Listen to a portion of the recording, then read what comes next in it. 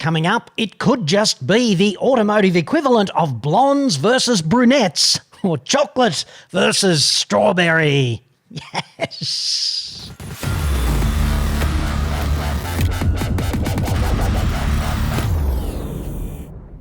I'm John Cadogan from autoexpert.com.au, the place where Australian new car buyers save thousands off their next new cars. Hit me up on the website for that. Coming to you almost live from the palatial fat cave right now, the organised chaos that is. And I thought that we'd practice the live studio setup, version 2.0 today, with 3 cameras no less. There's the other one just there. So rather than just sit here and talk to myself, which is a kind of pointless exercise, we might answer a question from a guy named Ben. Ben says, I love your candid, honest opinions on some of the more dodgy practices by automotive manufacturers and dealerships. As a former owner of the 3-pointed swastika, I laugh every time I hear it. And I'm sure Mercedes-Benz senior executive management feels exactly the same every time I trot out the 3-pronged swastika. Yes. Anyway, Ben goes on and says, I recently test drove the Hyundai i30 N-Line and Kia Cerato GT hatch here in Tamworth. Now, if you don't know, Tamworth is a regional city in New South Shitsville. Quite a nice place, actually, and really going ahead in a way that so many regional Australian joints, frankly, are not. So the secret sauce on commercial success for regional areas in Australia is embodied in places like Tamworth and Bathurst. And I don't know what that is, but they should clone it and roll it out because we've got a lot of Australia and too many people in the cities, frankly. Anyway, Ben goes on and says they're both great cars. This would be the i30 N-Line, the Kia Cerato GT hatch. Very hard to get a price, he says, other than the recommended retail price out of a dealer. Now, on this, okay, I'd say this asking for a price business at the dealership, it's got to stop, okay? You don't ask for a price. In fact, you don't ask for anything at a dealership. What you've got to do is tell them, okay? You've got to tell them what you want, and you got to tell them how much you're prepared to pay. So basically, I would use the manufacturer's drive-away pricing calculator online and figure out exactly the car I want and what the drive-away price that's recommended for that car is. I'd take away 15 to 20%, and then I would pitch that offer at the dealer. 15% is pretty much a sweet spot if you're the kind of hard ass who is prepared to avoid splitting the difference. If you're not going to split the difference, 15% off here and now, I'll sign on the dotted line, or else I'm walking and I might see what my friends just down the street are going to say about that. So if you're prepared to do that, fantastic. But the minute you start asking at a dealership, you're kind of standing on the X, and a dealer is an ambush predator and he is just happy to shoot you in the face if you stand on the X. So definitely don't do that. Know the price going in, take the 15% off, pitch the offer, and if they don't go for it, just walk out the door and see what another dealer will do for you. And that's particularly strong if you say, well, I might just go to Kia if you're at the Hyundai dealership, or vice versa, because there's nothing a dealer hates more than the thought of the money that you represent walking out the door and trotting off down to another dealer. They flat out detest that, and that places you in a very strong bargaining position. The market here in Australia, very depressed at the moment as well. 19 months in a row, figures released earlier this week, 19 months of diminished performance, which is terrible for the car industry. They're going, oh, doom and gloom. They're all Easter Island face all over the shop. But this is great news for you. If you've got the cash, then you have never been in a better position to strike an excellent bargain at a car dealership. Now back to Ben, okay? He says the purpose of this purchase is to give us a second car, and also for our girls who will be 16 in March to have a safe and practical car to learn on. And I am all for that, okay? Safe, practical cars for young drivers is one of the best ways of avoiding the increase in trauma that they suffer, you know. Part of it is because of intentional risk-taking, overconfidence, peer group pressure, all of those kinds of factors. But one of the other factors that those arsehole politicians never talk about is the kinds of cars that young drivers typically drive, which would be the oldest, least safe shitboxes on the roads. And that's got to stop, okay? So if you're a parent, one of the ways that you can stack the deck is to make sure that your kid in his or her formative years as a driver drives off in a 5-star ANCAP rated car, because if you do that, you're doing everything you can to stack the deck in their favour if something goes wrong. And that, frankly, cannot be overstated. The other thing about New South Wales, of course, is that there is a power restriction on new cars. On P-plate cars, sorry. So if you're a P-plater, you're not allowed to drive a vehicle with a power-to-weight ratio of greater than 130 watts per kilogram, or I think they call it kilowatts per tonne, but that's frankly just the same thing, okay? 130, and that is based on the tare mass of the vehicle. I just had a look at Elantra GT and i30 N-Line, and they're both well under that. They're at about 105, so comfortable safety margin there. Pretty good performance, great regional touring car as well. Very zippy to drive in both cases and local suspension tune. So 2 thumbs up on all of that for me, and a great choice for young drivers as well. Now, Ben goes on and says, here's the crux of the problem, basically. My wife is keen on the Cerato GT and I'm keen on the i30. I'll be driving the car more than she will. I like the driving position and the steering wheel feel as it has a thicker wheel. I like the room inside the Cerato, rear legroom and boot space, so more of that in Cerato. The fact that the i30 is a little smaller is a plus, I think, for L-platers. There isn't much in it size-wise, however. All right, so let's just talk about that for a moment, because I get that rather a lot from a bunch of people. They make a mountain out of a molehill when it comes to these differences in size. And I'd have to say, when it comes to i30 and also its stablemate Elantra and the Cerato, they might as well be twins, like dizygotic twins. They've got the same DNA down there, you know what I mean? And they're dimensionally not all that different. So I had a look at the dimensions. You know, the i30 is built on a 2650 millimetre wheelbase, so 2.65 metres. And the Cerato is 2.7. Elantra is 2.7 as well. So they're essentially the same. Now, 50 millimetres is that far. 2 inches if you are from Retardistan or one of those imperial countries, about that far. And in the wheelbase, that translates to cabin space primarily, all right? So, and that would be in the rear of the car, rear legroom by about 2 inches, because the front of the car, the front seating positions, has to be optimised for actually using the controls. And the ergonomic designers in car companies typically satisfy, I think it's the 95th percentile. So that means if you're in the top 2.5% for height or the bottom 2.5% for height, then unfortunately you're not going to be accommodated that well by the designers of practically every vehicle. So the top 1 in 40 and the bottom 1 in 40, you're going to find it a bit squeezy, or you're going to find it you won't be able to stretch out and reach the pedals or something, because that's just the way the car industry rolls on ergonomic design.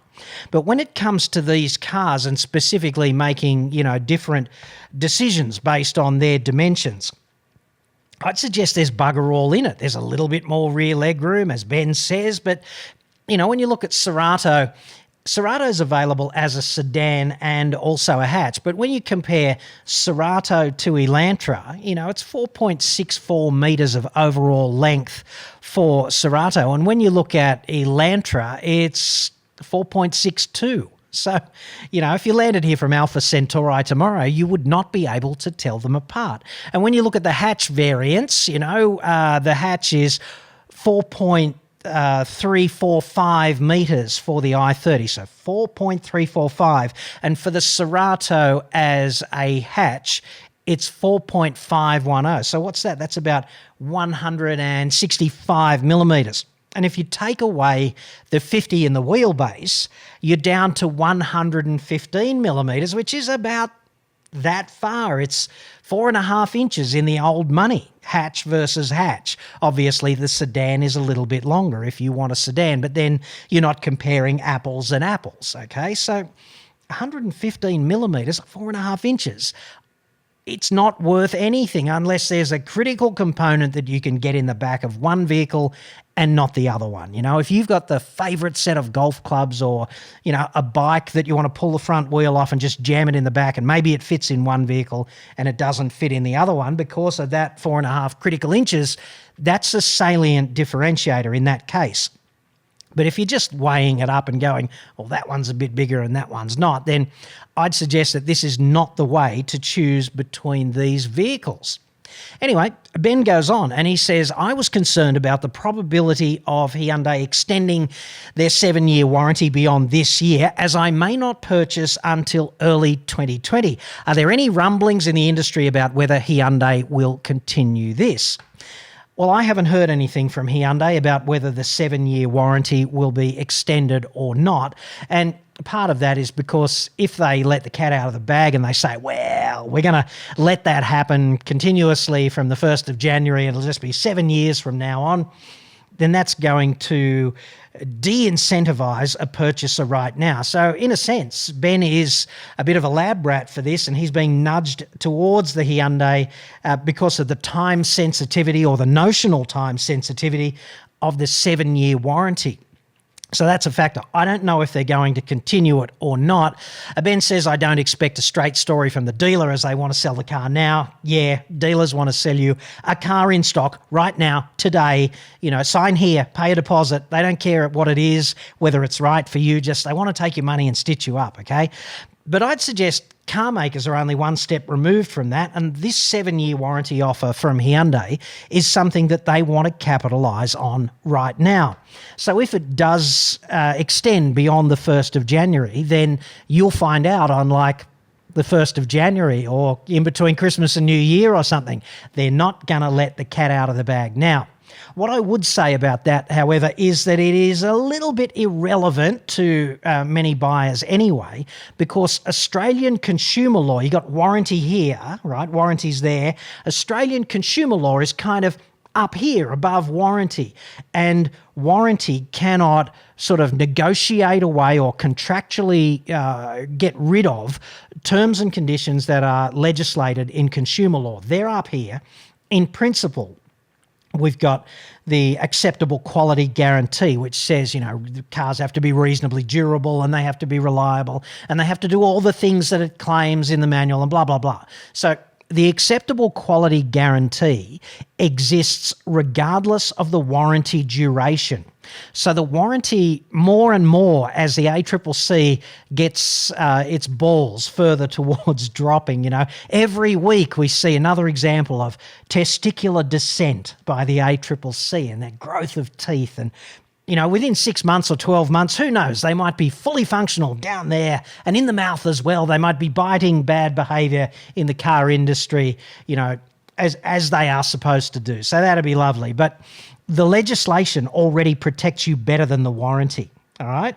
So warranty is more a marketing statement than it is a statement about consumer protection, because if you've got a 3-year warranty from, I don't know, 3-point swastika, or you've got a 5-year warranty next year from Hyundai if they revert back to that, then if you have a problem and the vehicle has not met the reasonable durability or acceptable quality sort of provisions of the legislation, then you still are standing on a solid foundation to get that resolved, regardless of the warranty status of your vehicle. So that's important to realise when you're shopping for any car. 5-year warranty, 7-year warranty, 3-year warranty.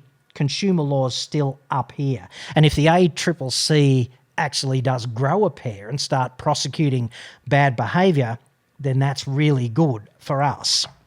Now, Ben goes on and he says, I'd love to hear your thoughts on both vehicles if you have the time, please. Thanking you in advance for assistance. Well, I'd say there's a couple of other salient differentiators between i30 and Cerato. For starters, there's no manual transmission available in Cerato GT. So there's that.